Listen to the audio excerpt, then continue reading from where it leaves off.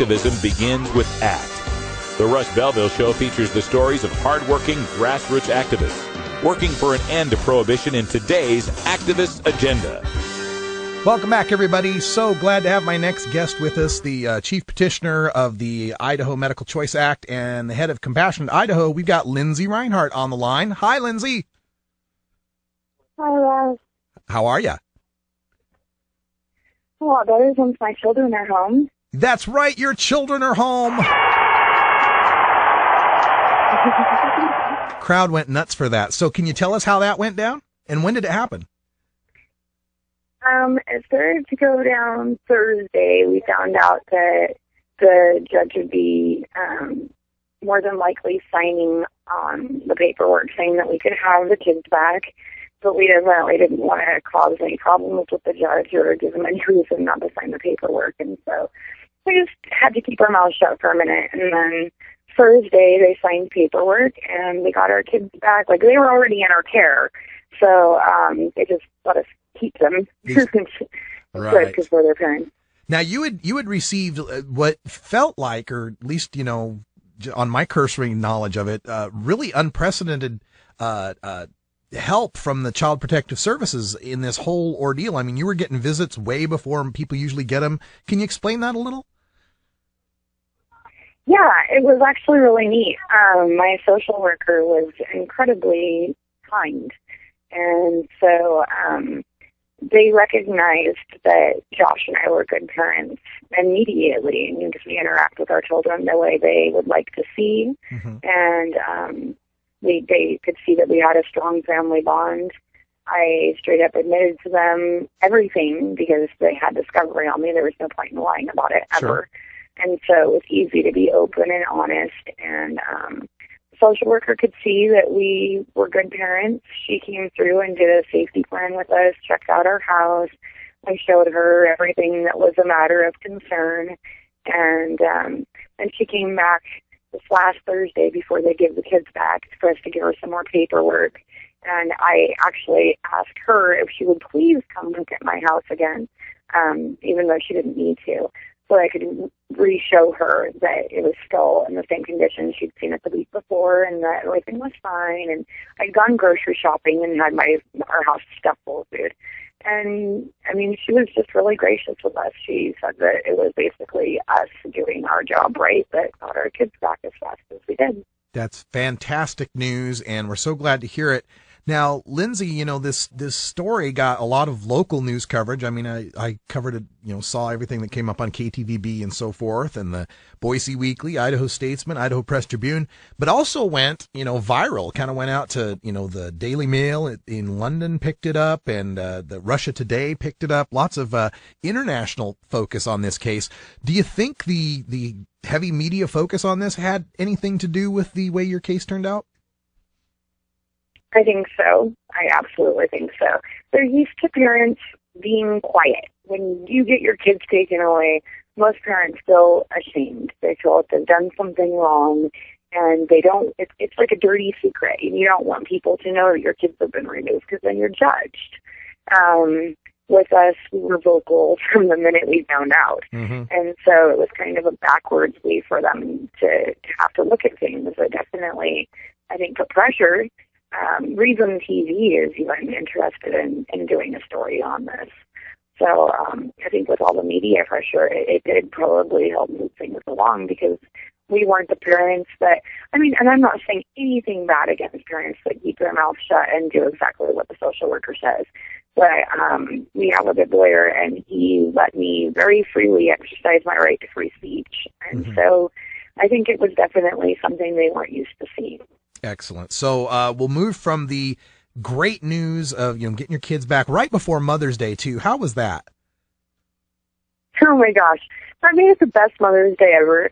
You know, like, it's kind of messed up that your kids for Mother's Day has to be a present, but you couldn't ask for a better one when your kids have been gone for 17 days. So we basically had, like, a Mother's Day weekend where it was just this constant, Happy Mother's Day. Even my mom came down and brought me flowers, and she was 2 hours away and came and saw the kids. And so it was really good. We actually really enjoyed this last weekend because it was our boys were home. They were in their own beds. We could hear them laughing. We could hear them fighting.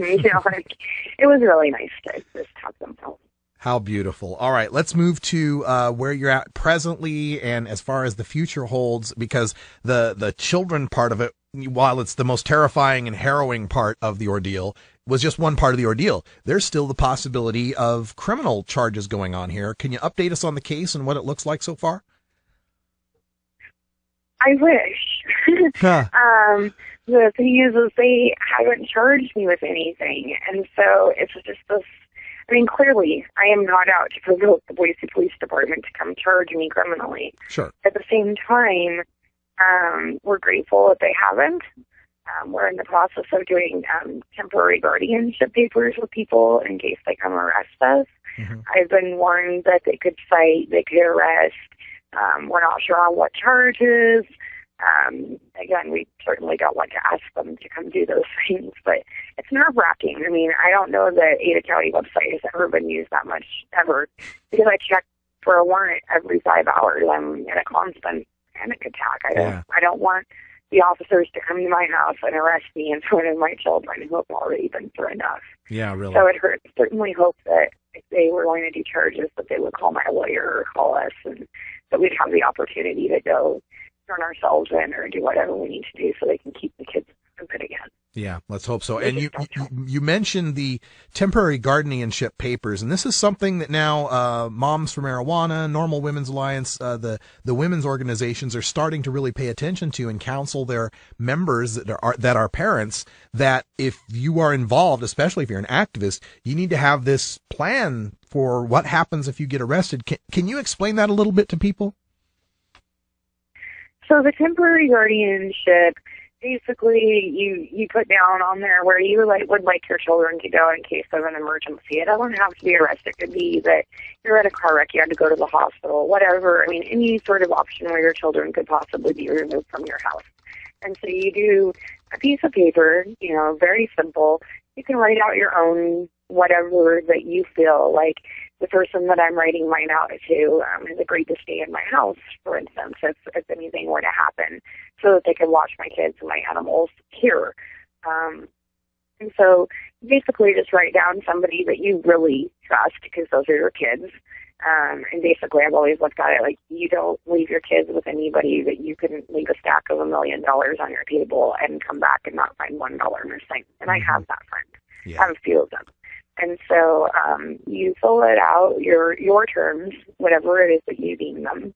And so we've got a plan where our friend would stay here, and also that my mom could take over guardianship as well. And so we have to take that to a notary, and you go and you notarize the paper saying, this is what I want done with my children in case of an emergency. Please don't place them in foster care. Please place them with this friend or this relative or whoever it's going to be. And you get it notarized. You retain a copy of it. The person that is going to take the guardianship retains a copy of it. And then if there's a situation where your children are in danger of being taken, then you can provide documentation saying, no, you're not going to take these children. They have somewhere to go already. Yeah, very, very good thing. And of course, folks, if you're listening and this is interesting to you, get in touch with an attorney. Normal.org has a list of attorneys that are, very cognizant of what's going on with marijuana and all that. But any good, decent attorney, family law, should be able to handle this kind of a situation. And there might even be online resources to do this on your own in some states. So there should be a lot of options available. If you got any questions, send me an email, russ@radicalruss.com. I'll see what I can do to point you in the right direction. Lindsey, there's one other aspect I wanted to ask you about, and that, of course, is what got you in this spot in the first place, your medical use of cannabis for the treatment of multiple sclerosis. And when we last reported on you, you were talking about cooperating with CPS, cooperating with the authorities, and ceasing your use of cannabis for multiple sclerosis and returning to the pharmaceutical regimen. What's happening with that? How is that affecting you? And how long should you have to suffer like this? I wish I didn't have to suffer like this at all, first of all. But I don't know. I mean, I've sold prescriptions for 3 medications that I was off of. I have to go back on my regular dose of the medication that keeps the multiple sclerosis away if it's successful, which it's only like 2/3 successful. Okay. But it was being really, it was working on my system very well. So that with conjunction of cannabis, I was able to start taking that medication every other day. So I had more control over my own body and my own medicine. Since then, I've had to order that medication to have it be every day again. Had to go back on a few different medications. I have a couple on standby just because I can feel my body is not cooperating. I have burning skin on various parts of my body during various times. There's no control over it. Muscle spasms that just come out of nowhere and leave when they feel like it. Multiple sclerosis is it's an attack of your central nervous system. So basically, any function of your body, it can just do whatever it wants. It wreaks havoc on your body. So I've had spasms, I've had burning, I've had weakness. Right now, fatigue is just taking me out. It's just been really hard. I don't even. It's hard. I need the cannabis back, and I did agree to cooperate fully. So now we're in a really messy situation because I can feel the corner of my mouth starting to sag again. I can feel my eyebrow going down again. I can feel the disease creeping up again. I'm trying to keep cannabinoids in my body by using like the hemp oil, supplemental oil, and eating hemp seeds because that's the best legal option I can think of. But it's not very pleasant. I'm getting sicker and sicker by the day. And I didn't expect for it to be this fast, but it is. Wow. So I don't know. And of course, cannabis has been working fantastically for you. I've seen you in person taking on so much. And of course, multiple sclerosis is a disease that reacts poorly with stress, if I'm not mistaken, right? Right. Yeah. So this is stress is a huge factor. Yeah. So this has not been easy for you, and I've seen what remarkable results you've gotten for cannabis, and the state would put you in such a situation where you have to go through a form of self-torture. Just seems so insane and cruel, and that's why we're here every day continuing to fight to end this adult marijuana prohibition. One more aspect of it that I would imagine is the cost of these drugs. Well, yeah.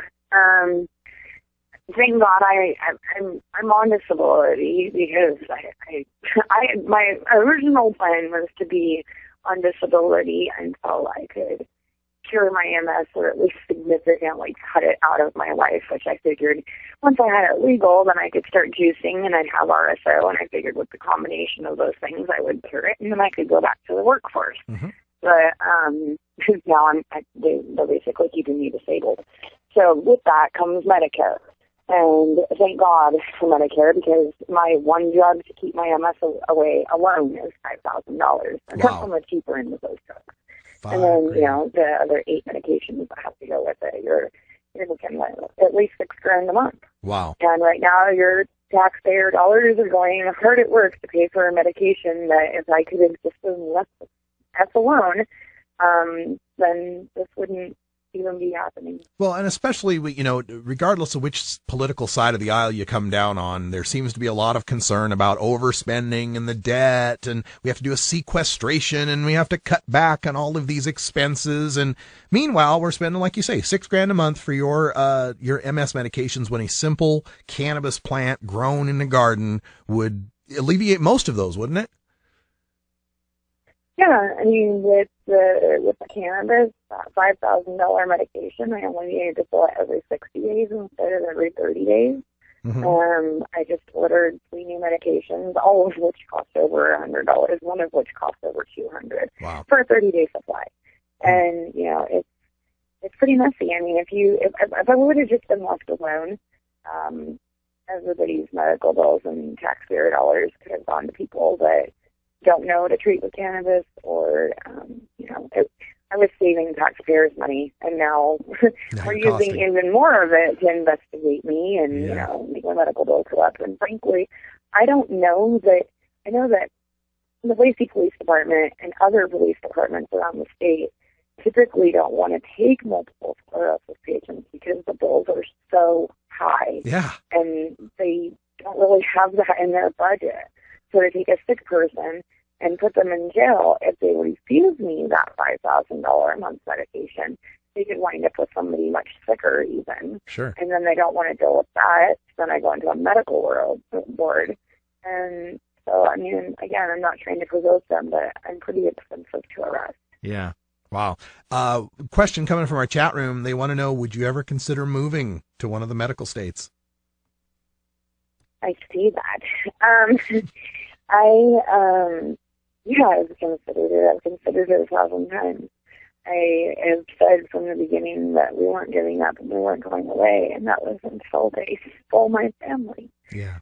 So now I don't have the means to do so, but in the future it looks like that would probably be the best option. Yeah. But thank God we've spent 2.5 years building this network, so there are strong team leaders and a great network of activists that wouldn't give up. And I could still, help. I just wouldn't be in Idaho to do it. And then, if I could move back to Idaho, maybe I would. But basically, I don't want to leave the state right now because if you get a criminal charge and then you have to go back to face that criminal charge, but you've moved your whole family to a different state, then you're arrested with no support. And then coming back, and then it's scary. I mean, there's this thing called the PTSD from Idaho, which is basically just the outright torture of different people that have been arrested for multiple things. And, you do develop PTSD against Idaho. And so it's going to be really hard for me to decide to come back to this state if I leave. Yeah. But I can't abandon Idaho. I can't let them just chase off a weed activist and have everybody living in fear. It's already and trying to calm people down and tell them they don't have to be scared. They got who they wanted. Yeah. So, I don't want to abandon anybody. I don't want to leave people that are in my exact situation to deal with this. This is exactly what we were fighting against. So, I'll stay here as long as I am able am able to leave. And, of course, you don't have to be present in a state to have an impact or an influence. Clearly, you've demonstrated that numerous times. So. They seem to know my name there in Idaho. Let's just leave it at that. Well, Lindsey, I want to thank you for coming on the show and updating people. Everybody's been so, interested in your story and wishing all the best. And it looks like, at least on the first and most important front, keeping your family together, getting your boys back, we've got major good news. And I'm so glad your family's back together. And, anything we can do for you, we're always here. Thank you. And we're happy to have them back. And the kids are happy to have them back. I like to be back. And I've shown them different various ways of support, including perks of your show. And they're just so, my older son, my younger son, I don't really like to show it to because he's too little, but my older son just thinks it's amazing that so many people care about him. And so that really helps out too. That's wonderful. Hey, before we let you go, give folks any contact information, Facebooks, or any of that stuff they need if they want to reach out to you directly. Okay, so if you want to email me, it's Lindsey Rinehart at CompassionateIdaho.org. You can go to CompassionateIdaho.org and CompassionateIdaho.org, and you can find my email address there. I'm on Facebook. People can feel free to look me up. Right now, my profile picture is of my boys. If they want to go to our Facebook page, we have the Compassionate Idaho page, and we also have the Idaho Free page, which is just meant for things like this going on with me, my family, and Sarah Caldwell's family. And then if people want to help keep this from happening to other families, Compassionate Idaho needs funding, and we need it now. And so there's a donate button at CompassionateIdaho.org on every page. And if people can press that button and start donating, we'd really like to make sure that this is taken care of because people should never have to go through this. Absolutely agreed. And, of course, we got the Idaho Hope Fest coming up end of September, right? Or 1st of September? When is it? End of September. It looks like a tentative date for September 22nd back in Julia Davis Park where we belong. Good. So, yay. I will see you there. Thank you, Lindsey Rinehart, so much for calling in. We love you. Thank you. All right, we come back. Time for a Radical Rant. You'll like We'll this be one. right back after these messages from our 420 friendly sponsors. Support these advertisers because their ad money goes straight to the Russ Belville Show.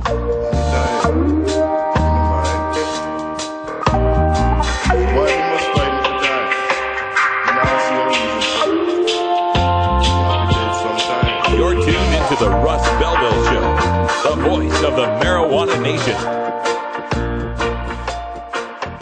Tokers, there's no good reason to get your dog stoned. While it might not harm them physically, imagine being a dog who already begs for treats all day, and then imagine that dog having the munchies.